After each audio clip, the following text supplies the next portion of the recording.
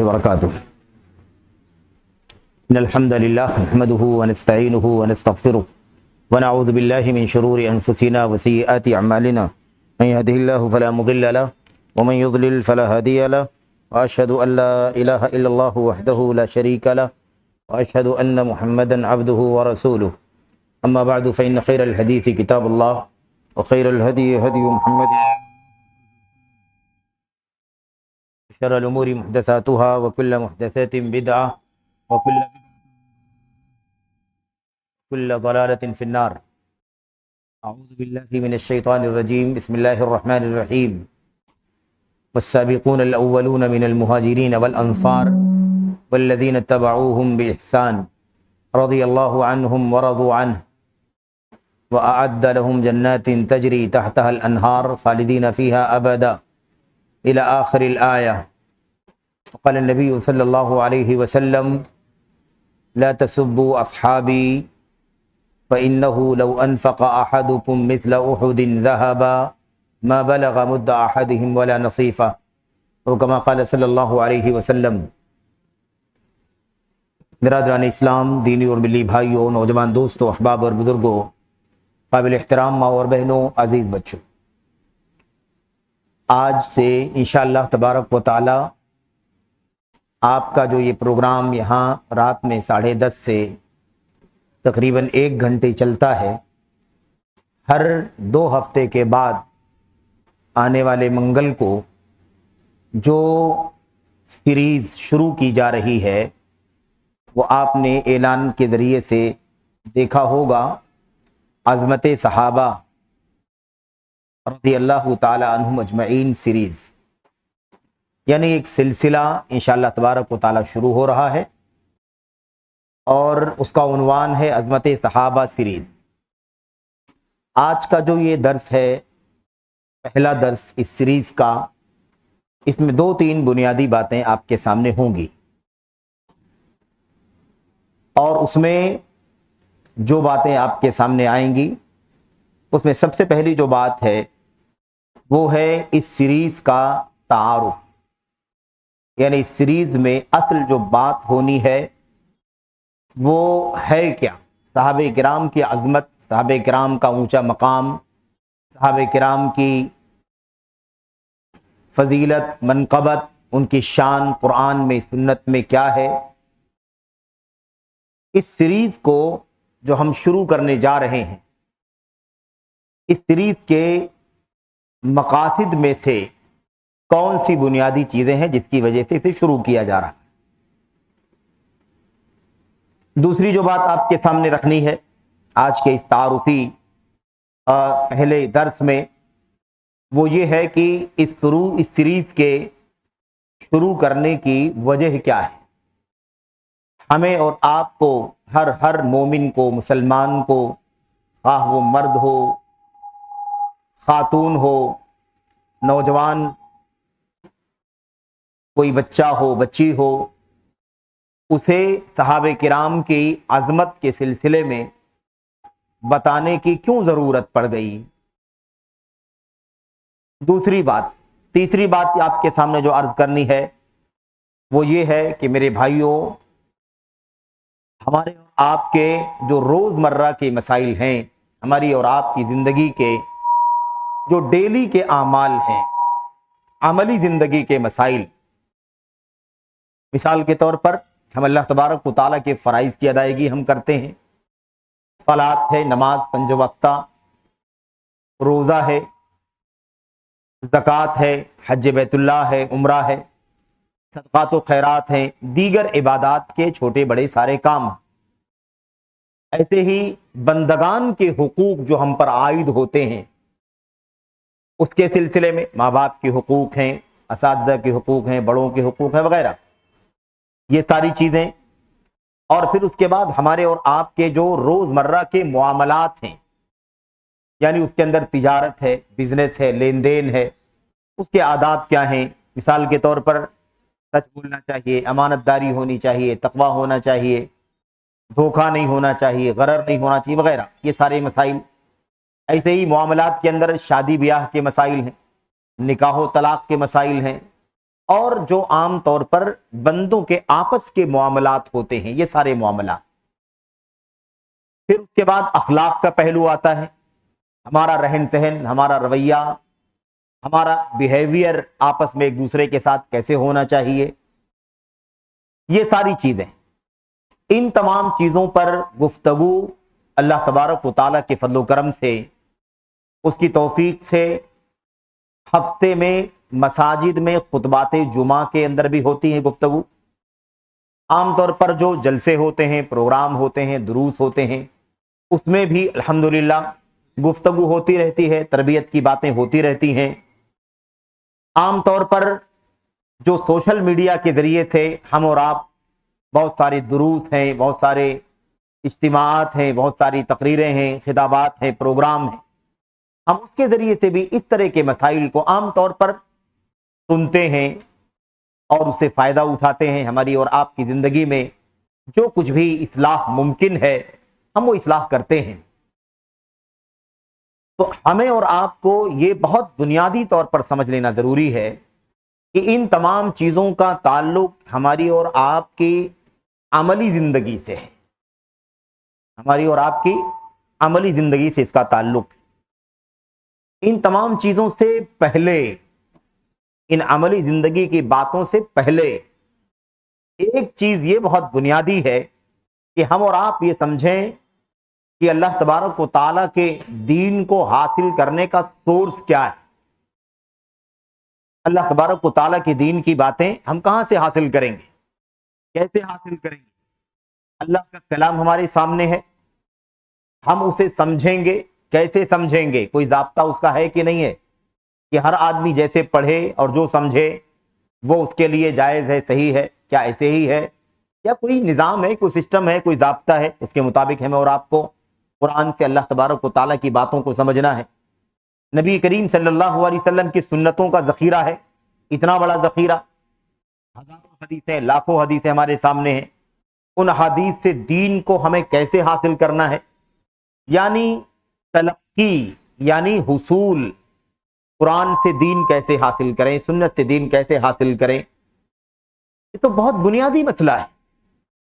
ہمیں نماز کا حکم ملا، نماز کے مسائل ملے، ظاہر سی بات ہے قرآن کریم سے ملے، سنت سے ملے، تو قرآن کریم سے، سنت سے نماز کے مسائل ہمیں لینا ہے تو کیسے لینا ہے، تجارت کے مسائل لینا ہے تو کیسے لینا ہے، یہ سب سے پہلے جاننے کی ضرورت ہے۔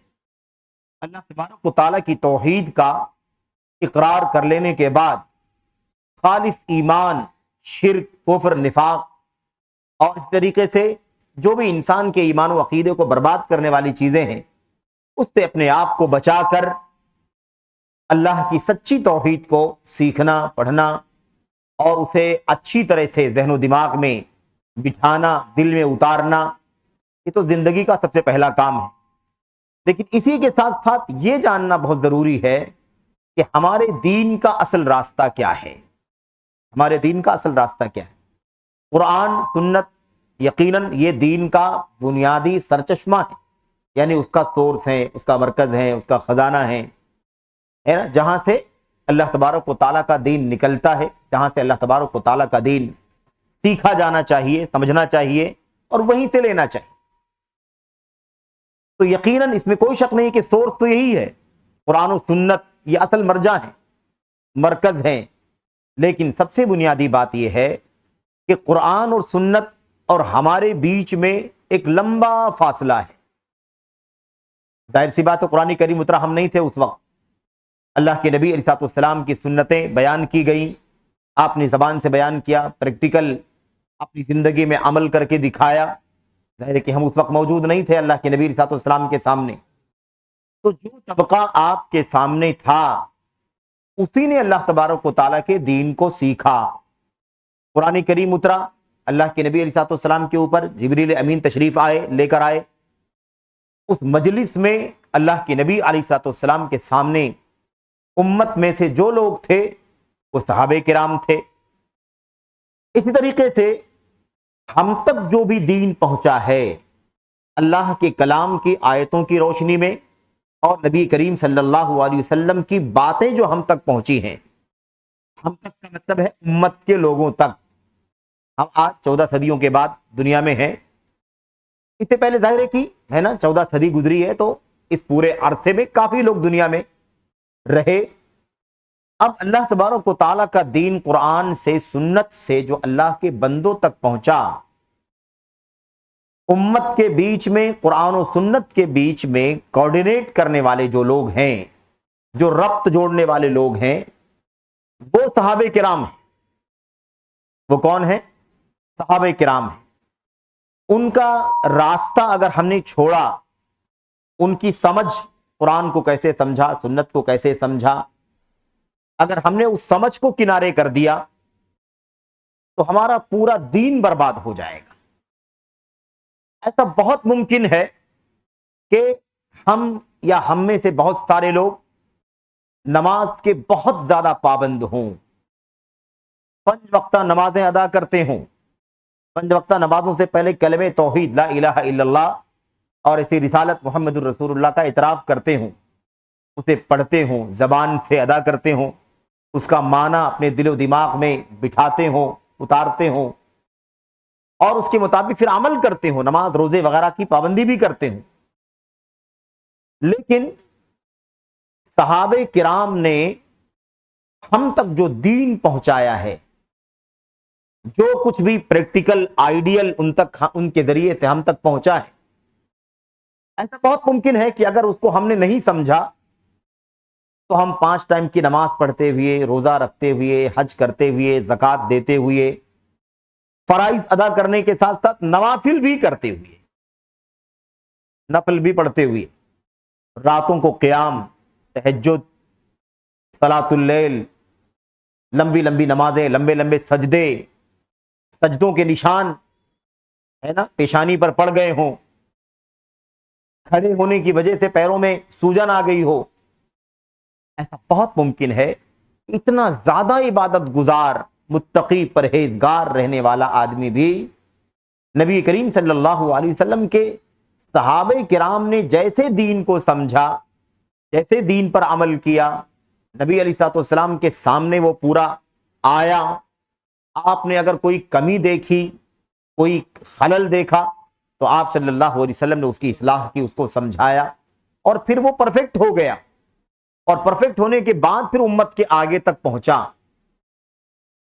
اگر وہ طریقہ صحابہ کرام کا ہم نے چھوڑ دیا، وہ راستہ ہم نے چھوڑ دیا، نہیں سمجھنے کی کوشش کی، یا ہمیں ایسا لگا کہ یہ سب باتیں کرنے کی کیا ضرورت ہے، تو آپ یقین مانیے ایسا ممکن ہے کہ پیشانی پر سجدے کا نشان پڑا ہوا ہو، بے انتہا متقی ہو، پرہیزگار ہو، دن دن رات رات قرآن کی تلاوت کرتا ہو، اور اتنی اچھی نماز پڑھتا ہو کہ ہم لوگ سوچیں کہ یار ہماری نماز کی کیا قیمت ہے، بہت اچھی نماز ہے، اس کے مقابلے میں ہماری نماز تو کسی کام کی نہیں. اتنی اچھی تلاوت کہ ان کی تلاوت کے مقابلے میں ہماری تلاوت کی کوئی قیمت نہیں. اتنا اہتمام کے ساتھ روزہ ایک دم سنبھال کے روزے میں خلل نہ ہونے پائے کہ ان کے روزے کے مقابلے میں ہم اپنے روزے کو اگر دیکھیں، چیک کریں، کمپیئر کریں، تو ایسا لگے کہ یار اتنا معیاری روزہ، ان کے مقابلے میں تو ہمارے روزے کی کوئی قیمت نہیں ہے. ایسا ممکن ہے کہ اتنا زیادہ آدمی متقی پرہیزگار ہو، لیکن صحابہ کرام کی زندگی اور ان کے آئیڈیل کو نہیں سمجھا، تو اتنی ساری عبادت کرنے کے باوجود بھی ایسا ممکن ہے کہ وہ آدمی کسی ایسی فکر سے جڑا ہوا ہو جو فکر گمراہی کی فکر ہے، اس کا نظریہ ایسا ہو جو گمراہی کا نظریہ ہے، اس کی سوچ ایسی ہو جو ضلالت کی سوچ ہے، جو اس کے دین کو برباد کر سکتی ہے، اس کے عقیدے کو برباد کر سکتی ہے، اس کی نمازوں کو، اس کو روزے کو عکارت کر سکتی ہے. ایسا بہت پاسبل ہے. اس لیے جو آپ پچھلے سال جب سے اس درس کا سلسلہ تو بہت زمانے سے چل رہا ہے، کئی سالوں سے چل رہا ہے، اس کی اپنی تاریخ رفتہ رفتہ آج اتنے بڑے پیمانے پر الحمدللہ یہ درس کا سلسلہ چل رہا ہے. لیکن جب سے مجھے آپ کے درس سے جڑنے کا اللہ تبارک و تعالیٰ نے موقع عطا فرمایا اور یہ سعادت ملی، اس وقت سے جس مسئلے پر خاص ترکیز کرنے کی، یعنی خاص طور پر توجہ دلانے کی جو کوشش چلی اور چل رہی ہے، وہ یہ ہے کہ ہم خاص طور پر یہ جاننے کی کوشش کریں کہ اصل وہ راستہ کون سا تھا جس راستے پر اللہ کے نبی نے وفات سے پہلے اپنے صحابہ کو چھوڑا تھا. ہر آدمی نماز پڑھ رہا ہے، ہر آدمی روزہ رکھ رہا ہے، ہر آدمی حج کر رہا ہے، زکوٰۃ دے رہا ہے، صدقات کر رہے ہیں، ہر آدمی اچھے اخلاق سے پیش آ رہا ہے، ہر آدمی کاروبار کر رہا ہے، اس میں جھوٹ نہیں بول رہا ہے، اس میں سچائی کے ساتھ امانت کا زندگی گزار رہا ہے، لیکن اس کا نظریہ بگڑا ہوا ہے. مثال کے طور پر وہ سمجھتا ہے کہ اللہ تبارک و تعالیٰ کا دین حاصل کرنے کے لیے الہام سے بھی حاصل ہو سکتا ہے. اچھا خاصا مسلمان ہے، لیکن اس کا نظریہ کیا ہے؟ الہام سے بھی دین حاصل ہوتا ہے. اس کا نظریہ ہے کہ خواب کے ذریعے سے بھی دین حاصل ہوتا ہے. بزرگوں کے خواب جو ہوتے ہیں، اس سے جو کچھ خواب میں آتا ہے انہوں نے جو بیان کر دیا وہ دین کا حصہ بن گیا. کشف اور کرامات کا عقیدہ رکھتا ہے، سمجھ رہے؟ جبکہ وہ آدمی کیا کرتا ہے؟ نماز کا پابند ہے، روزے کا پابند ہے، لیکن آپ سوچئے کہ اس نماز روزے کی پابندی، کاروبار میں سچائی اور امانت داری کے ساتھ ساتھ یہ عقیدہ کتنا خطرناک ہے کہ آدمی سمجھتا ہے کہ الہام کے ذریعے سے بھی دین آتا ہے، کشف کے ذریعے سے بھی دین آتا ہے، بزرگوں کے خواب میں جو کچھ دکھائی دے وہ بھی دین کا حصہ ہے. بگاڑ ہے کہ نہیں بگاڑ ہے یہ؟ کیا یہ سورس صحابہ کرام نے سیکھا اللہ کے نبی سے؟ اب آپ بتائیے، نماز ہو رہی ہے، پابندی کے ساتھ نماز پڑھ رہا ہے آدمی، سچ بول رہا ہے، اچھا کاروبار کر رہا ہے، اچھا اخلاق سے پیش آ رہا ہے، لیکن اس کا نظریہ کیسا ہے؟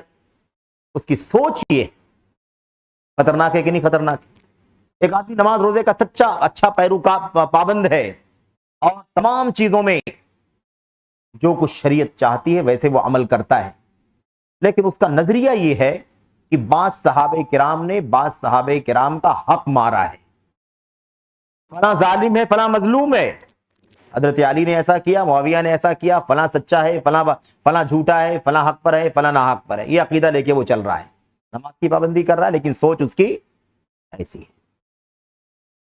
ایک آدمی، ہم سب مثال کے طور پر نماز کی پابندی کر رہے ہیں، فرائض کی پابندی کر رہے ہیں، ہم نے کہا ساری چیزیں اچھی چل رہی ہیں، لیکن اس کا نظریہ یہ ہے کہ اللہ کے نبی صلی اللہ علیہ وسلم کی حدیثوں کی کیا ضرورت ہے؟ قرآن تو کمپلیٹ ہے، کافی ہے. قرآن کیا ہے؟ کمپلیٹ ہے، قرآن کافی ہے، قرآن میں اللہ نے ہر چیز اتاری ہے، اس میں کوئی چیز ایسی نہیں ہے جس میں جو بتانا دی گئی ہو. اب اگر حدیث کو لے کر کے آئیں تو حدیث کا معاملہ یہ ہے کہ بھئی 200 سال کے بعد اس کو لکھا گیا، اس میں صحیح کا مسئلہ ہے، ضعیف کا مسئلہ ہے، اس میں سچا راوی ہے، اس میں جھوٹا راوی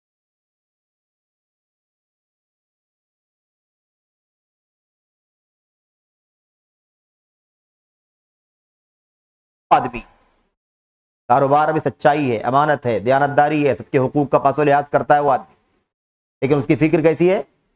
فکر یہ ہے کہ حدیث کی ضرورت ہی نہیں، اس میں یہ کمی ہے، اس میں یہ کمی ہے، اس نے فلاں کیا، اس نے فلاں نے کیا، کتنے جھوٹے لوگوں نے حدیثیں بنا بنا کر کے شامل کر دی ہیں. تو پھر ہم جو ہے ایسی چیز میں کیوں پڑھیں؟ ہمارے لیے کافی ہے، قرآن کافی ہے، بس اس کے علاوہ بات مت کریں. ٹھیک ہے، ایک آدمی تمام دین کی ظاہری چیزوں پر عمل کر رہا ہے، بندوں کے حقوق، اللہ کے حقوق، اخلاق، کردار سب اچھا کر رہا ہے، لیکن اس کا نظریہ یہ ہے کہ مسلمانوں کے حکمران یا عام مسلمان اگر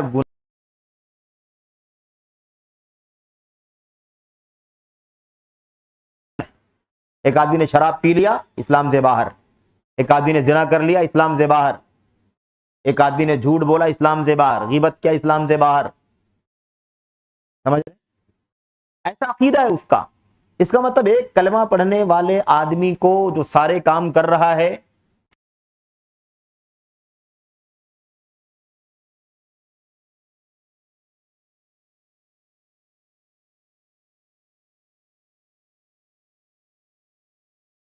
اس گناہ کی وجہ سے وہ سچا پکا نمازی آدمی اس کو کیا سمجھتا ہے؟ کافر ہو چکا، اسلام سے باہر. اب آپ بتائیے، ایسا کوئی عقیدہ تھا نبی کے صحابہ کرام کے دور میں؟ کیا صحابہ کرام نے ایسا عقیدہ سمجھا؟ ایسے مثال کے طور پر میں آپ کو بتاؤں کہ یہ معاملہ تو عوام سے متعلق بات ہو رہی ہے. یہ بہت بڑا مسئلہ یہ تھا کہ مسلمانوں کی حکومت ہو، اسلامی نظام ہو، مسلمانوں کا امام ہو، مسلمانوں کا حاکم ہو، بادشاہ ہو، خلیفہ ہو، اس سے کوئی گناہ کا کام ہو رہا ہے، وہ نماز میں کوتاہی کر رہا ہے. مثال نماز پڑھتا ہے لیکن دیر کر دیتا ہے، غفلت کرتا ہے، سستی برتتا ہے. ٹھیک.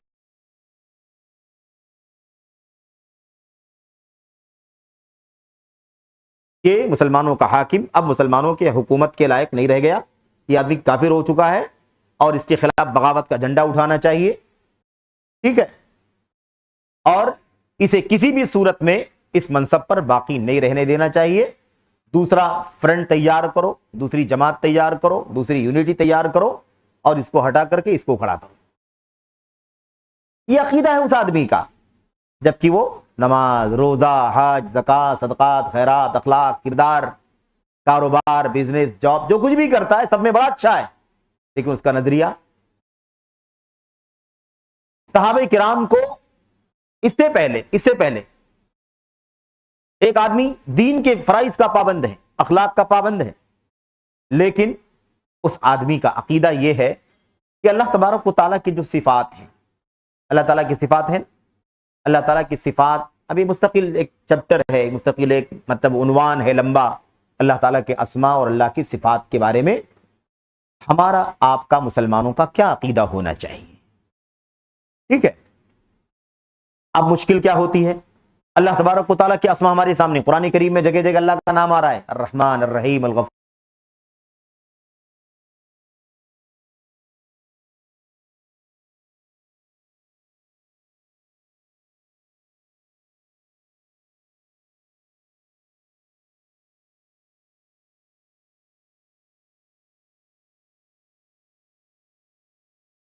اس کے اندر کی صفت ہے، شفقت کی صفت، غفور ہے.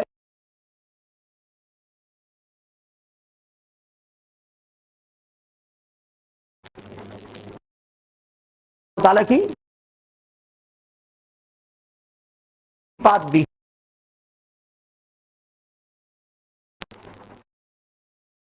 کا چہرہ،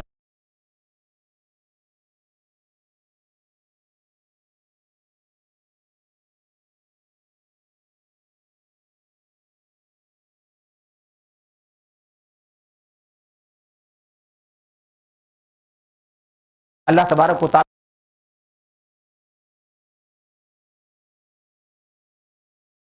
سے یہ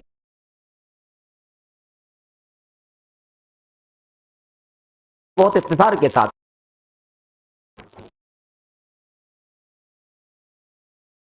کے ظاہر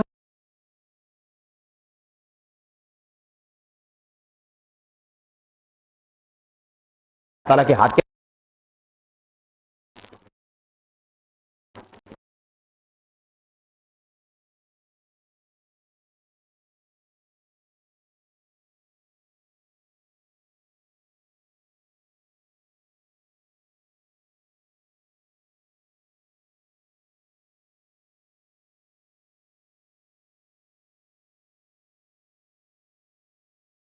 ہم سمجھ رہے ہیں.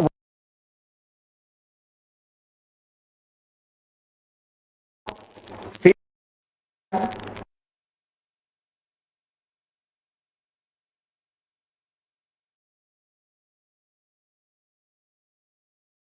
چہرہ کیسے مان، چہرہ اگر مان بات کا ہے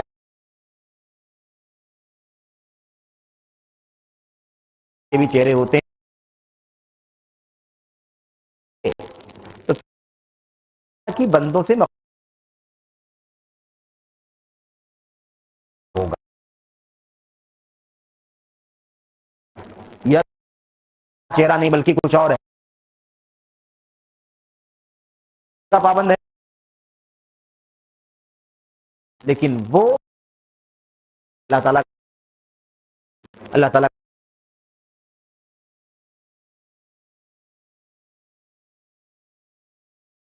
اترتا ہے.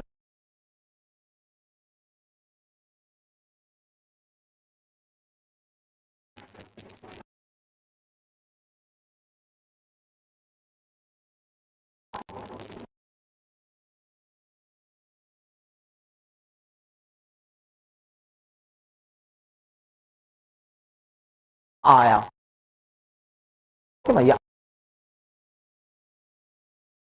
پر ہے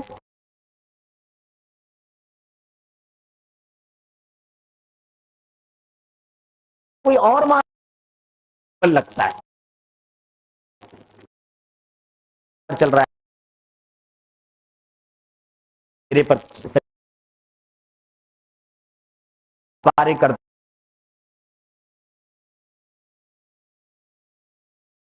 نام ہے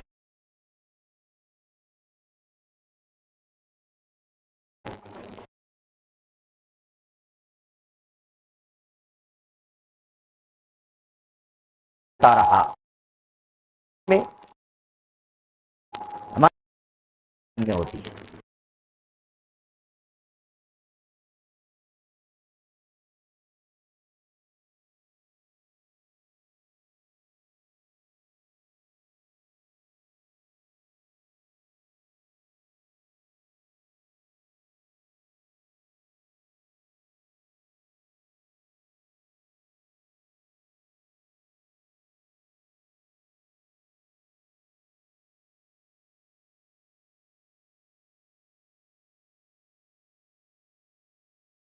چھوٹا بڑا، کوئی بزرگ، کوئی ماں، کوئی بہن، کوئی جوان بچہ بچی دین کے ظاہری چیزوں کی پابندی کر رہا ہو، کر رہی ہو، لیکن فکر کے اعتبار سے ان تمام گمراہیوں میں سے کسی گمراہی میں ڈوبا ہو. اسی کا نام منہج ہے.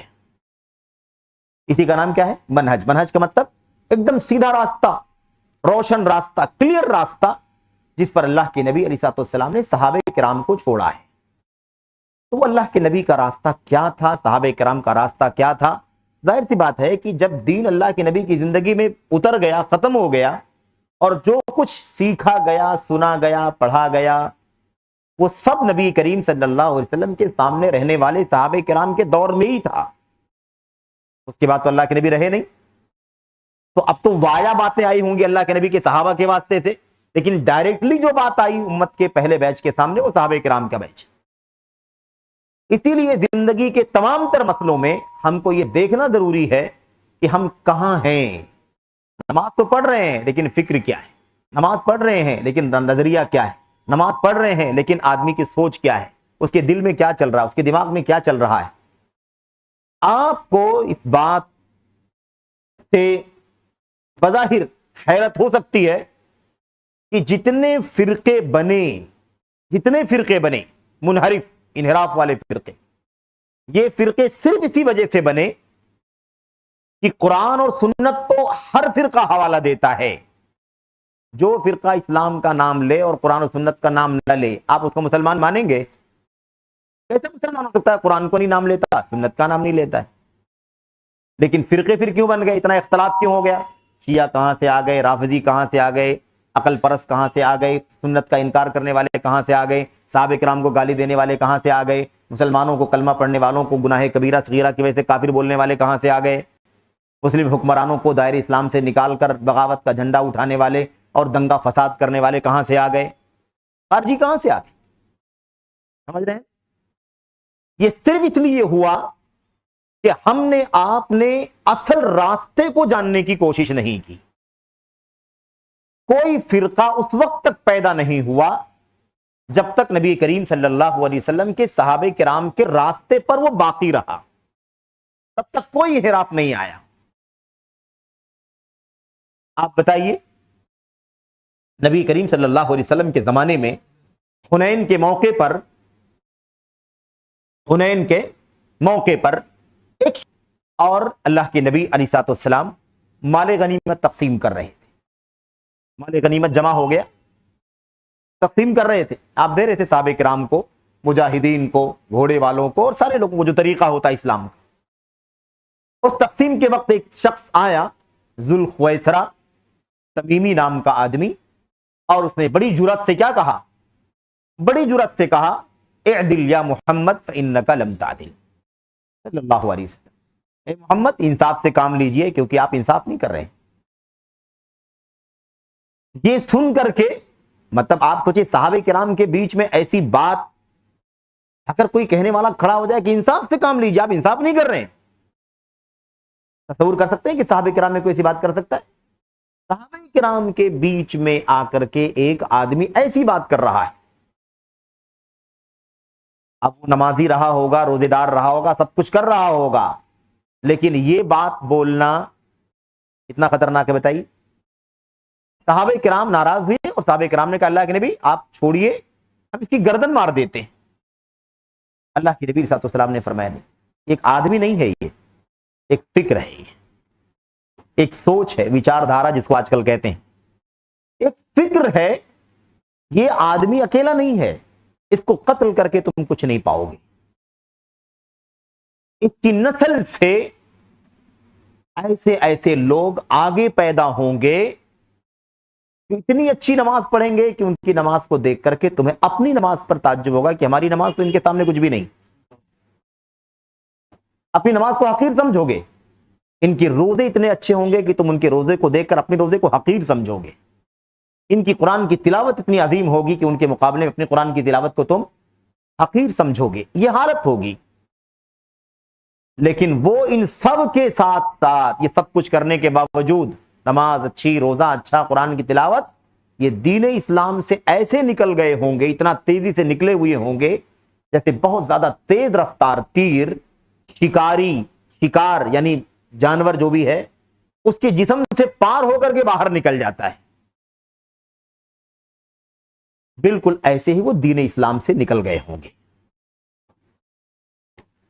اللہ کے نبی علیہ السلام نے بات بیان فرما دی. اور جب اس کے بعد جب وقت آگے گیا، اللہ کے نبی کی وفات ہو گئی، ابو بکر صدیق خلیفہ بنے، حضرت عمر بن خطاب رضی اللہ تعالیٰ عنہ کی شہادت ہو گئی. اب وہ لمبی تاریخ ہے، مجھے اس میں جانا نہیں ہے. بتانا یہ ہے کہ علی بن ابی طالب کا جب دور آیا رضی اللہ تعالیٰ عنہ، خلیفہ چہارم، چوتھے خلیفہ ہیں وہ، پہلے نہیں.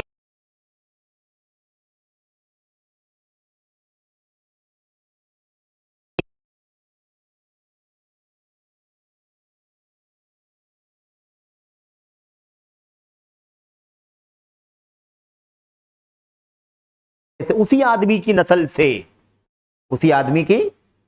سے کئی ہزار لوگ ہو گئے.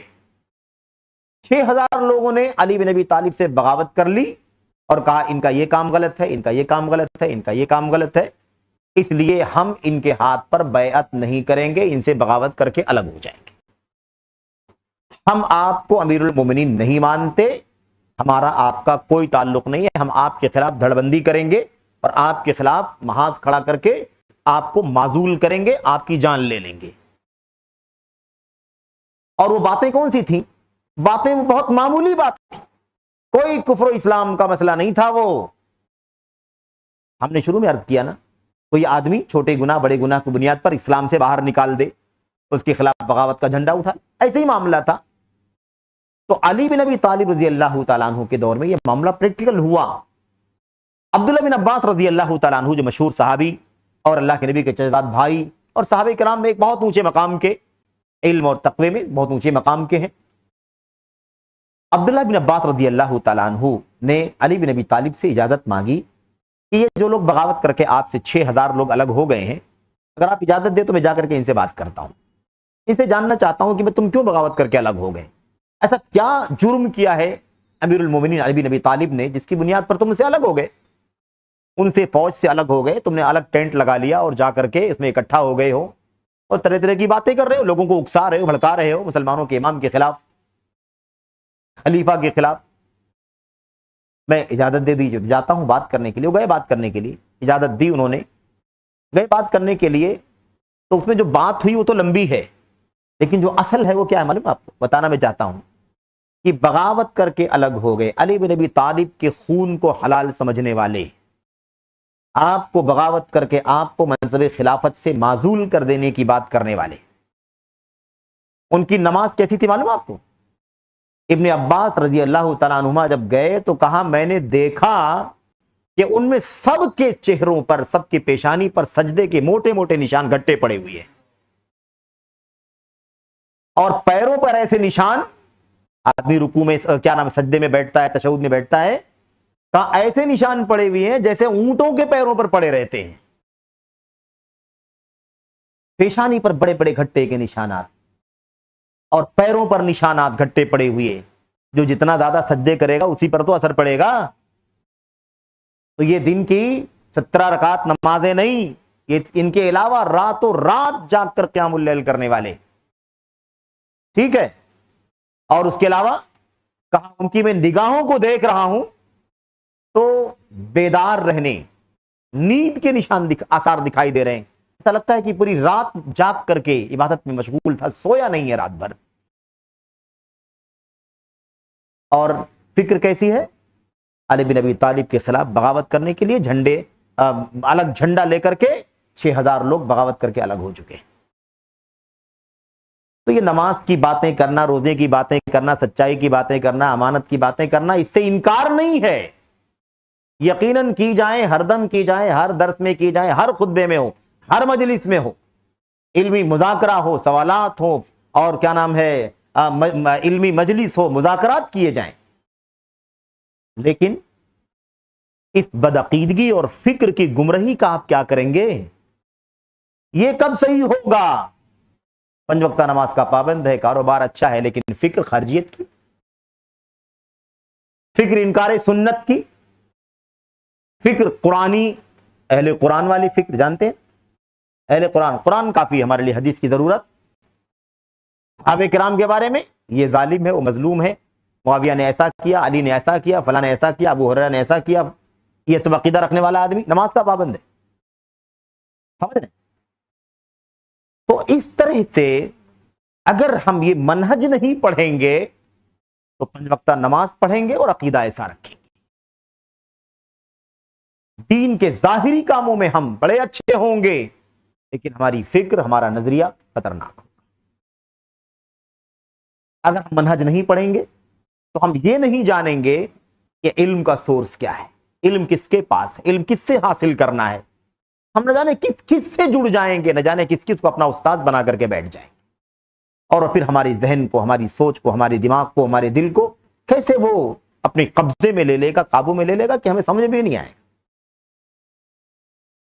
اس لیے یہ منہج کا جو درس ہے نا، منہج یعنی وہ ٹریک، وہ راستہ، بھئی اللہ کے نبی علیہ الصلوۃ والسلام کے زمانے میں صحابہ کرام کا خلافت راشدہ کی شروعات جب ہوئی، آپ کوئی بتائے کہ کوئی فرقہ تھا؟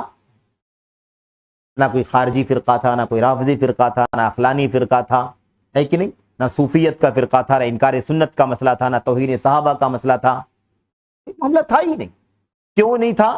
اس لیے کہ وہ صحابہ کرام کا راستہ تھا، صحابہ کرام بھی اسی راستے پر چلے جو راستہ اللہ کے نبی کے ذریعے سے آپ کو ملا صحابہ کرام کو، اور صحابہ کرام کے ساتھ جب تک امت کے لوگ رہے، صحابہ کرام کے بعد کون سا بیچ ہے؟ تابعین کا بیچ، تابعین کا طبقہ، ان میں سے جو لوگ صحابہ کرام کو اپنا استاد بنائے رہے، انہی سے جڑی رہے، انہی سے علم حاصل کرتے رہے، وہ سچ مچ تابعیت کا مقام حاصل کرنے میں کامیاب ہو گئے۔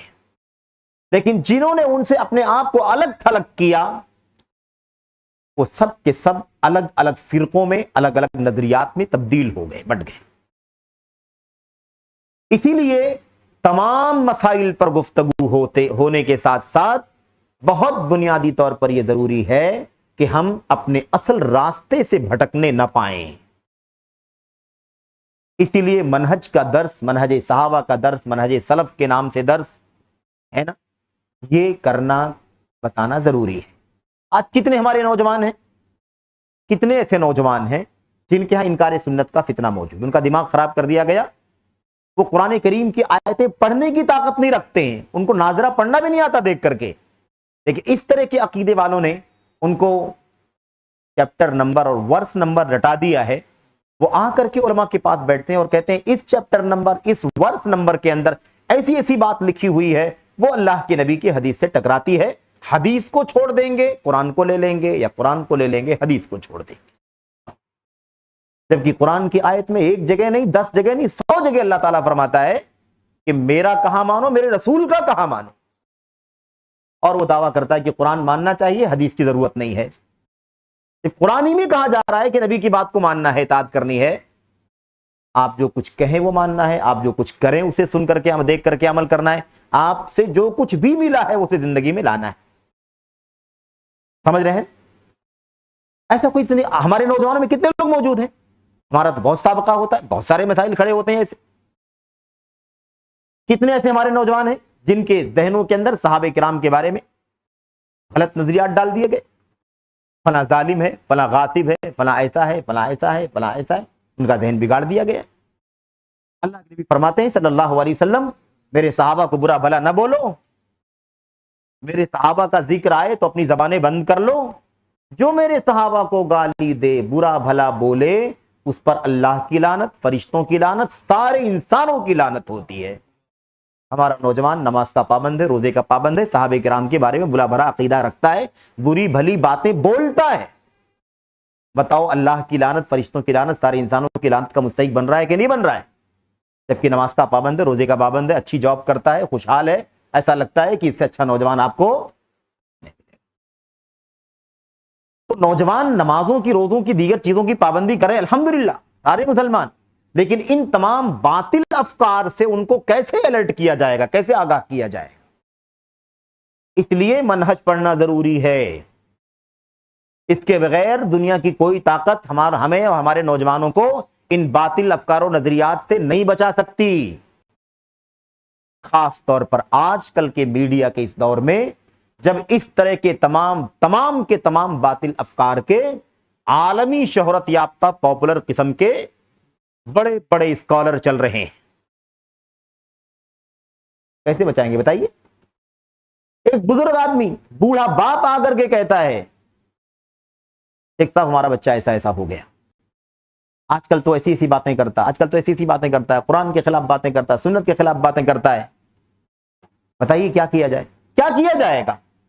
کہتا ہے ماشاءاللہ نماز وغیرہ کا پابند ہے، بڑا اچھا ہے وہ، لیکن اس کا باتیں اس کی ایسی ہیں، آج کل تو سنت کے خلاف باتیں کرتا ہے، حدیثوں میں کیڑے نکالتا ہے، کہتا قرآن حدیث کے اندر ٹکراؤ ہے، ٹکراؤ قرآن حدیث میں ہو گیا تو قرآن کو لیں گے یا حدیث کو لیں گے؟ کوئی بھی عام آدمی کہے گا کہ بھائی ظاہر ہے قرآن کا درجہ اونچا ہے، قرآن کو لے لیا جائے گا، سنت کو چھوڑ دیا جائے گا۔ کیوں بھائی؟ قرآن کو لے لیا جائے گا، سنت کو چھوڑ دیا جائے گا، نظریہ بن گیا اگر، تو کوئی بتائے کہ قرآن کی کس آیت میں لکھا ہوا ہے کہ ظہر کی 4 رکعت ہے، عصر کی 4 رکعت ہے، مغرب کی 3 رکعت ہے، بتائے کہ یہ نظریات، یہ افکار، یہ باطل، یہ ہمارے نوجوانوں کے بیچ میں، میں بہت سرسری بات کر رہا ہوں، میں بہت ساری باتیں ہیں ایسی۔ خیر، ہم نے آپ سے یہ کہا آج کل کے اس تعارفی درس میں آج کے ہم 2-3 باتیں کریں گے۔ میں پہلی بات، دوسری بات چھوڑ کر کے میں تیسری بات پر آ گیا اور اس کے بارے میں کچھ تفصیلات بھی آپ کے سامنے رکھا۔ اس کا مقصد یہ ہے، اور دونوں پہلے والی باتیں میں ابھی تعارف کروا کر کے بات ختم کروں گا، وہ یہ ہے کہ دیکھیے، اسی لیے منہج کا درس لازماً ضروری ہے۔ آج آپ ہفتے میں، مہینے میں 2 ہفتہ دیگر بہت سارے موضوعات پر باتیں سنتے ہیں، الحمدللہ وہ سلسلہ چل رہا ہے، کبھی مہینے میں 3 ہفتہ بھی آ سکتا ہے، وہ سلسلہ چلتا رہے گا، لیکن مہینے کے 2 ہفتے میں منہج پر ہی بات کرنا ضروری ہے، ورنہ ہوگا کیا؟ وہی جو ہم نے بار بار کہا کہ ظاہری اعمال میں بڑا اچھا ہے، لیکن عقیدہ، نظریہ، فکر اور سوچ اس کی کیا ہو چکی ہے؟ بھٹک چکی ہے، بہک چکی ہے، اس کی فکر ضائع ہو چکی ہے۔ اس لیے ان کو بچانے کے لیے بہت ضروری ہے۔ دنگے فساد میں جہاد کے نام پر ورگلانے والے کتنے لوگ ہیں آج؟ ISIS کا فتنہ آیا، اس میں ہمارا مسلمان اہل حدیث اگر اکا دکا گئے بھی تو کیوں گئے؟ بظاہر دیکھنے میں خوبصورت چہرہ، داڑھی، نماز کا پابند، روزے اور تمام اخلاق میں اچھا، لیکن قدم کس نام پر اٹھایا؟ جہاد کے نام پر۔ جہاد کا راستہ ہے، دنگا ہے، فساد ہے، آتنک ہے، اجرام ہے، افساد ہے، ٹیررزم ہے، لیکن اس کو جہاد کے نام پر کیوں؟ اس لیے کہ ہم نے نماز روزے تو بتائے اسے، لیکن منہج نہیں بتایا، اسے منہج نہیں بتایا کہ جہاد ہوتا کیا ہے اور جہاد کب اور کیسے ہو سکتا ہے، اس کے اصول، ضابطے اور اس کے ٹرم کنڈیشن کیا ہیں، کب جہاد ہوتا ہے۔ لیکن اسے جس وقت سب کے لیے مصیبت کھڑی کر دی، اور نام پیارا مقدس لفظ جہاد کا، اس لیے کہ ہم نے منہج نہیں سمجھایا۔ تو ایسا نہ ہو، بہت بہت نقصان اٹھا چکے ہم، اب مزید نقصان نہ اٹھائیں، کھل کر کے لوگوں کو صحیح راستہ بتلائیں۔ ایسا نہ ہو کہ آدمی ظاہری طور پر تمام کام کر رہا ہو اور پھر وہ قرآن کے خلاف بھی ہے، وہ حدیث کے خلاف بھی ہے، وہ صحابہ کے خلاف بھی ہے، وہ سنت کے خلاف بھی ہے، سارا عقیدہ بگڑا ہوا ہے، وہ اللہ تعالیٰ کے اسماء و صفات سمجھنے کو تیار نہیں ہے۔ تو اس لیے اصل ہدف کوئی فرقہ نہیں ہے ہمارا، کوئی پارٹی نہیں ہے، کوئی جماعت نہیں ہے، کوئی فرد نہیں ہے، یا جماعتوں کے ذمہ داران اور ان سے ریلیٹڈ لوگ نہیں ہیں، کوئی ہدف نہیں ہے ہمارا۔ ہمارا ہدف ہے ان تمام باطل افکار و نظریات سے اپنے بڑوں کو، چھوٹوں کو خاص طور پر آگاہ کرنا، جو بہت سارے انحرافات میں، گمراہیوں میں بھٹک رہے ہیں۔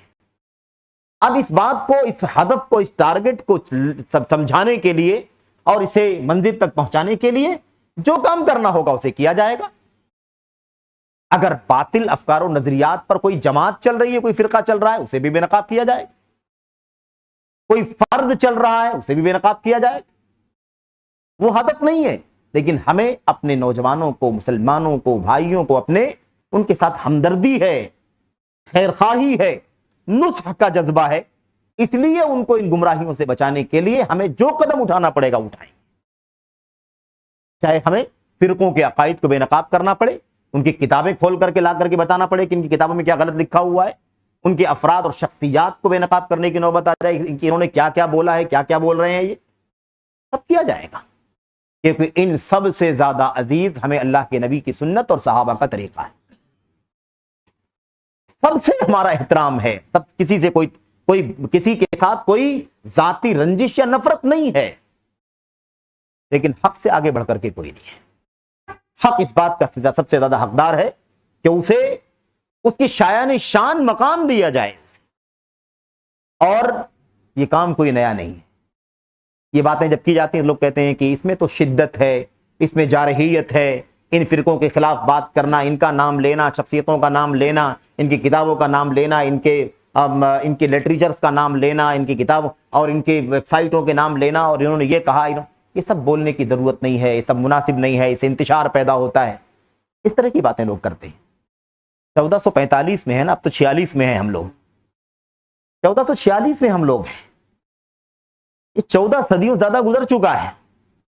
ہم جن کی بات کر رہے ہیں اپنے اسلاف کی، صحابہ، تابعین، تبع تابعین، ائمہ دین، محدثین، فقہا، ان لوگوں نے کیا کیا ہے اس کا کبھی ہم نے جائزہ لیا کیا؟ ان تمام باطل افکار و نظریات کے خلاف زبان سے، قلم سے جتنا کھل کر کے ہمارے اسلاف نے جہاد کیا ہے، اس کا 1% بھی ہم اس وقت نہیں کر رہے ہیں۔ یہ کوئی نیا کام نہیں ہے، ہمارے اسلاف نے کیا ہوا ہے۔ رافضیت کے خلاف کتنا لکھا گیا، خارجیت کے خلاف کتنا لکھا، بڑی بڑی کتابیں۔ ہم نے کہا اللہ تعالیٰ کے اسماء و صفات کی تعویل ہو رہی ہے، ہاتھ ہے، ناک ہے، چہرہ ہے وغیرہ۔ اس عقیدے کے جو باطل عقیدہ ہے اللہ کے ناموں کی تعویل کرنا، اس کی میننگ کو دوسرا کا انکار کر کے اپنی طرف سے کوئی معنی نکال لینا یا سرے سے انکار ہی کر دینا، اس کے خلاف جلدوں میں کتابیں لکھی ہمارے ائمہ نے، 1-2 کتابیں نہیں، سینکڑوں کی تعداد میں کتابیں لکھی، معطلہ کے خلاف، جہمیہ کے خلاف، روافض کے خلاف، شیعہ کے خلاف، صوفیہ کے خلاف، منکرین سنت کے خلاف، توہین صحابہ کرنے والوں کے خلاف، خارجیوں کے خلاف، عقلانیوں کے خلاف، سب کے خلاف ہمارے علماء نے کتابیں لکھی۔ کیوں لکھی؟ کیوں لکھی بھائی؟ کوئی نفرت تھی ان کو اللہ تبارک و تعالیٰ کا سچا دین، اسے ایک دم کھڑا اور ایک دم خالص رکھنا تھا، امت کو گمراہیوں سے بچانا تھا، اس لیے انہوں نے کام کیا۔ آج بھی فتنے ہیں، وہ سارے فتنے آج بھی ہیں، نئے نام سے ہیں، بغیر نام کے ہیں، کام وہی ہے جو پہلے تھا، اور بہت سارے فتنے نئے نئے اس دور میں پیدا ہو گئے ہیں۔ ہمارے اسلاف، ہم سب سلفی ہیں، ہم سب اہل الحدیث ہیں، ہم سب قرآن، سنت اور صحابہ اور ان کے نقش قدم پر چلنے والوں کے نقش قدم کی تلاش کرنے والے ہیں۔ ہم آج کے تقاضوں کے مطابق کیسے کام نہیں کریں گے؟ آج تو فتنہ بہت زیادہ بڑھ چکا ہے، میڈیا کے وسائل سے آج 1 سیکنڈ میں نہ جانے لاکھوں کروڑوں لوگ تک ایک بات پہنچ جاتی ہے۔ میرے بھائی، تو آج تو بہت حالات خراب ہو گئے، بہت سنگین ہو گئے، بہت خطرناک ہو گئے پہلے سے۔ تو ہمیں آج جتنا تیزی کے ساتھ فتنہ، انحراف، گمراہی، ضلالت پھیل رہی ہے، اتنی تیزی کے ساتھ اس کا مقابلہ کرنے کی ضرورت ہے۔ اب اگر ہم کہیں کہ نہیں بھائی یہ تو ذرا سا خشک موضوع ہے، انٹرسٹنگ نہیں ہے، تو پھر گمراہی میں انٹرسٹ آئے گا، ضلالت میں انٹرسٹ آئے گا، انحراف میں انٹرسٹ آئے گا، اس میں اچھا لگے گا، سمجھ رہے ہیں؟ اور انسان کا ایمان، انسان کا عقیدہ سب خطرے میں چلا جائے گا۔ تو میرے بھائی ہر چیز انٹرسٹ کی نہیں ہونی چاہیے، انٹرسٹ پیدا کرنا چاہیے جو ضرورت کی چیز ہے۔ لوگوں کو گانا سننے میں انٹرسٹ ہے، قرآن سننے میں نہیں انٹرسٹ ہے، تو کیا کریں گے؟ آپ قرآن چھوڑ دیں گے کیا؟ بھائی انٹرسٹ پیدا کریں، کیونکہ وہ ہماری زندگی ہے، ہماری آخرت ہے، ہماری نجات ہے، ہماری کامیابی ہے۔ تو جس میں انٹرسٹ نہیں اس میں انٹرسٹ پیدا کریں۔ اور یہ سب اگر آپ ہی لوگ بولیں گے یا ہم ہی لوگوں میں سے لوگ بولیں گے کہ اس میں مزہ نہیں آتا ہے، خشک ہے، یہ ہے، وہ ہے، تو آپ بتائیے اس کا مطلب یہ ہے کہ ہم لوگ اسی دلدل میں رہنا چاہتے ہیں جس دلدل میں گمراہ کرنے والوں نے ہمیں رکھا ہے۔ اس لیے یہ سب نظریہ بدلیں، ذرا سا کشادہ ہوں، اور ڈیلی لائف کی جو چیزیں ہوتی ہیں، روزمرہ کی چیزیں اور انسانی زندگی کے جو عملی مسائل ہیں، ان تمام مسائل کو پڑھنے سیکھنے کے ساتھ ساتھ بہت ضروری ہے کہ ہم اصل منہج کو سیکھیں، تاکہ ہم بہک نہ جائیں، بھٹک نہ جائیں، گمراہ نہ ہو جائیں۔ تو یہ سلسلہ اسی لیے چل رہا ہے۔ صحابہ کرام کا نام، یہ صحابہ کرام، عظمت صحابہ سیریز جو شروع کی گئی، ہم نے کہا کہ اس کا تعارف کرانا، اس میں کیا پیش کیا جائے گا۔ اس کا تعارف یہ ہے کہ سب سے پہلے ہم صحابہ کرام، صحابہ کہتے کس کو ہیں، صحابہ کا ڈیفینیشن کیا ہے، کیونکہ یہ بھی ایک اپنے آپ میں بہت بڑا مسئلہ ہے۔ اگر ہم ڈیفینیشن نہیں سمجھیں گے تو صحابہ جو ہیں ان کو باہر نکال دیں گے، غیر صحابہ کو صحابہ سمجھ لیں گے۔ اس ضروری ہے کہ راستہ ایک دم پرفیکٹ کیا جائے، جو اندر کا ہے وہ باہر نہ نکلے، جو باہر کا ہے وہ اندر نہ آئے۔ جو صحابی ہیں وہی صحابی رہیں، غیر صحابہ صحابی نہ بن جائیں، صحابہ نہ بن جائیں، اور صحابہ کو کوئی صحابیت کے دائرے سے باہر نہ نکال دیں۔ اس کے علاوہ صحابہ کرام کا مقام، ان کا مرتبہ، ان کی فضیلت، ان کی عظمت قرآن سنت میں، خود صحابہ کرام کی اپنی سیرت میں کہ صحابہ کرام خود آپس میں جو صحابہ کا مقام بیان کرتے تھے اللہ کے نبی سے سن کر کے، وہ کیا طریقہ تھا۔ ایسے ہی وہ ساری چیزیں کیا تھیں۔ صحابہ کرام کے بارے میں یہ سمجھنا ہے ہمیں اس میں انشاءاللہ تبارک و تعالی کہ صحابہ کرام کی اتباع، ان کی سمجھ کے مطابق سمجھنا، اور جس راستے پر وہ چلتے رہے اس راستے پر چلنا ہی نجات کا ذریعہ ہے۔ قرآن کو، سنت کو ہم نے آپ نے نہ تو دیکھا اترتے ہوئے، نہ اللہ کے نبی کے سمجھاتے ہوئے ہم تھے، نہ آپ کے زمانے میں موجود تھے، تابعین سے لے کر کے آج تک کوئی نہیں تھا اللہ کے نبی کے زمانے میں۔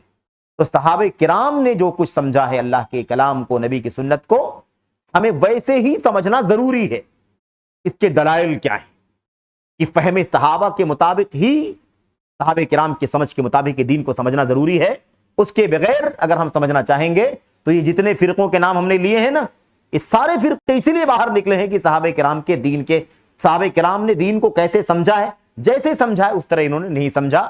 ہر فرقے نے اپنی عقل لگائی، ہر آدمی نے اپنا نظریہ استعمال کیا، اپنی لاجک استعمال کی، اپنا شعور استعمال کیا، اپنی دانشوری استعمال کی، اور اپنے اپنے نظریے کے مطابق لوگوں نے دین کو سمجھ لیا۔ اب قرآن کریم کی آیتوں کو شیعہ جب پڑھتا ہے تو پورے قرآن کو شیعیت کے رنگ میں رنگنا چاہتا ہے، رافضیت کے رنگ میں رنگنا چاہتا ہے۔ سنت کی ہر حدیث کو یا تو انکار کرتا ہے اور یا تو اپنے مفاد کے لیے استعمال کرتا ہے۔ سمجھ رہے ہیں؟ ایسے ہی خارجیت کو دیکھو، خوارج کو، تو وہ ساری حدیث ہیں جس میں خارجیت سے منع کیا گیا، بغاوت سے منع کیا گیا، ان تمام حدیثوں کو غلطی سے بھی نہیں پڑھتے، اور دیگر بہت سارے ایسے واقعات کو جس سے ان کا مدعا ثابت نہیں ہوتا اس کو پڑھ کر کے اپنی بات ثابت کرنے کی کوشش کرتے۔ اگر اپنے نوجوانوں کو ہم نے یہ بات نہیں سمجھائی کہ اصل منہج کیا ہے، تو پھر یہ ساری کوششیں جو چل رہی ہیں نا ان ساری کوششوں کا نتیجہ ہے کہ ہم غلط راستوں پر اپنے نوجوانوں کو جاتے ہوئے دیکھ رہے ہیں۔ تو ہمیں یہ پڑھنا ہے صحابہ کرام کا مقام، مرتبہ، اور خاص ان کے فہم کو بنیاد بنا کر کے دین کو سمجھنا۔ ان کی سمجھ جو تھی وہی ہماری سمجھ، جیسے انہوں نے دین کو سمجھا ویسے ہمیں سمجھنا ہے، بس اس کے علاوہ باہر نہیں نکلنا ہے اس سے۔ اور یہ جذباتی طور پر نہیں، ایموشنل نہیں، قرآن کی دلیل ہے، سنت کی دلیل ہے، صحابہ کے اقوال کی دلیل ہے۔ یہی دین قرآن سنت کہتا ہی ہے کہ تم کو دین کو نبی کے صحابہ کی سمجھ کے مطابق سمجھنا ہے۔ اس لیے ہمیں یہ بات بھی پڑھنی ہے، تفصیل سے سب پڑھنی ہے۔ اس کے بعد صحابہ کرام کا مقام ہے تو ان کے خلاف جو لوگ بھی گئے ہیں، ان کو گالی دینے والے، انہیں برا بھلا بولنے والے، تبرئے کرنے والے، لعنت کرنے والے، ملامت کرنے والے، ان سب کو فرقہ وائز اور افراد وائز سب کو بے نقاب کیا جائے گا۔ اس کے اندر کون کون سے فرقے ہیں جن لوگوں نے صحابہ کرام کے خلاف زبان کھولا ہے؟ کافر کہا، مرتد کہا، لعنتی کہا، زناکار کہا، کیا کیا نہیں کہا، ان سب کو بے نقاب کیا جائے. اور پھر افراد کو جن جن لوگوں نے اپنی اپنی کتابوں میں اس طرح کی باتیں لکھی یا بولا اپنی تقریروں میں، لیکچرز میں، ان افراد کو بھی بے نقاب کیا جائے گا. اور وہ عرب کے ہوں گے تو بھی اور عجم کے ہوں گے تب، ان سب کو نام بنام بے نقاب کیا جائے. ان کے اقتباسات پڑھے جائیں گے اور اس کو اینالائز کیا جائے گا، کتاب و سنت کی روشنی میں رد کیا جائے گا. ابھی محرم کا مہینہ چل رہا ہے، آغاز ہو گیا. یہ 10 دن جو ابھی اسٹیج سجیں گے نا، ان اسٹیجوں سے صرف اور صرف حضرات صحابہ کرام خلفائے ثلاثہ کو گالیاں دی جائیں گی. المومنین عائشہ صدیقہ رضی اللہ تعالیٰ عنہ پر لعنت ملامت کی جائے گی، ان کو زانیہ فاحشہ کہا جائے گا. حضرت حفصہ بنت عمر رضی اللہ تعالیٰ عنہ کو لعنت ملامت کی جائے گی. ابو بکر عمر کو مکے کے 2 بت کا نام دیا جائے گا. یہ سب بھی ان پورے 10 دن تک چلتا ہے. میرے بھائیو، اس عاشورے کا کیا تعلق ہے اس سے؟ عاشورے کا تعلق اللہ کے نبی علیہ السلام کے پیدا ہونے سے کئی ہزار سال پہلے کا تعلق ہے. حضرت موسیٰ علیہ السلام اور ان کی قوم سے تعلق رکھنے والا مسئلہ ہے. وہ تو اللہ کے نبی علیہ السلام کے سامنے مسئلہ آیا، آپ نے بتا دیا کہ میں نبی موسیٰ علیہ السلام کا زیادہ حقدار ہوں. اگر وہ شکریہ میں فرعون کے ظلم سے نجات پانے کی وجہ سے شکریہ میں اللہ تعالیٰ کے لیے روزہ رکھا تھا تو میں زیادہ حقدار ہوں تم سے. آپ نے روزہ رکھا اور صحابہ کرام کو روزہ رکھنے کا حکم دیا. اس کا سارا تعلق تو بنی اسرائیل کے اس واقعے سے ہے جس پر اللہ کے نبی نے سنت کی مہر لگائی ہے. اب اس سے تو کوئی تعلق نہیں سمجھتے ہیں یہ. ان کے یہاں سارا معاملہ کس کا ہے؟ اللہ کے نبی کی وفات کے 50 سال کے بعد، وفات 11 ہجری میں ہوئی اور آپ کی وفات اللہ کے نبی علیہ السلام کے کی وفات کے 50 سال کے بعد 61 ہجری میں، محرم کا مہینہ، تاریخ بدقسمتی سے 10 تاریخ محرم کی 61 ہجری میں عراق کربلا کی دھرتی پر نواز رسول حسین ابن علی رضی اللہ تعالی عنہما کا، میرے بھائیوں، مظلومانہ شہادت کا واقعہ، اس کو بنیاد بنا کر آج تک ماتم کیا جا رہا ہے. ٹھیک ہے، نہیں سمجھ میں آتا، ماتم کرنا نہیں چھوڑنا چاہتے، نہ چھوڑو. لیکن جن صحابہ کرام کا اس واقعے سے کوئی تعلق نہیں ہے، بلکہ اس واقعے سے کوئی 40 سال پہلے، کوئی 50 سال پہلے، کوئی 30 سال پہلے وفات پا چکا ہے، ان کو گالیاں کیوں دی جاتی ہیں؟ عظمت صحابہ جاننے کی ضرورت ہے کہ نہیں ضرورت ہے؟ اس لیے یہ سیریز صرف عظمت صحابہ کی عظمت کو جاننے کے لیے نہیں ہے. اس سیریز کو سمجھنے کے بعد جتنے فرقے دنیا میں وجود میں آئے ہیں، ان سارے فرقوں کی حقیقت بھی کھل جائے گی کہ فرقہ اس لیے وجود میں آیا کہ اس کا نظریہ صحابہ کرام کے نظریے سے موافق نہیں تھا. یہ نظریہ صحابہ کا نہیں تھا، یہ نظریہ صحابہ کا نہیں تھا، یہ نظریہ صحابہ کا نہیں تھا. یہ سارے نظریات بعد میں نکلے جو صحابہ کرام کے دور میں نہیں تھے. اسی لیے یہ فرقہ رافضیت، خارجیت، اخوانیت، عقلانیت سب نکلے. یہ سارے فرقے بعد میں وجود میں آئے. تو اس لیے انشاءاللہ تبارک و تعالی یہ مختصر تعارف ہے عظمت صحابہ سیریز کا، اور اس سلسلے میں جو کچھ ہم پڑھنے والے ہیں اور اس کی اہمیت کیا ہے، اس سیریز کی ضرورت کیا ہے، اس سیریز کی، اس سلسلے میں چند باتیں تھیں. اللہ سے دعا ہے کہ اللہ تبارک و تعالی ہمیں اور آپ کو کما حقہ اس سیریز کو پڑھنے سمجھنے کی توفیق عطا فرمائے اور اسے آپ تک ڈیلیور کرنے کی توفیق عطا فرمائے. کتاب و سنت کے دلائل، سلف امت کے دلائل بھرپور ہیں. آپ کی جتنی دلچسپی ہوگی اتنا ہی یہ مسئلہ آپ کی سمجھ میں آئے گا. آپ خشک سمجھیں گے تو انہی فرقوں میں سے ایک فرقہ ایسا بھی ہے جو عقیدے کی کتابوں کو خشک مضمون کہتا ہے. عقیدہ توحید کو کیا کہتا ہے؟ کہتا عقیدہ توحید کا مضمون بڑا خشک ہے، اس کو پڑھنے میں مزہ نہیں آتا ہے. تو اللہ تبارک و تعالی ہمیں اس طرح کی فتنوں سے بچنے کی توفیق عطا فرمائے. آمین رب العالمین. وصلی اللہ وسلم وبارک علی نبینا محمد وعلی آلہ وصحبہ اجمعین. السلام علیکم ورحمۃ اللہ.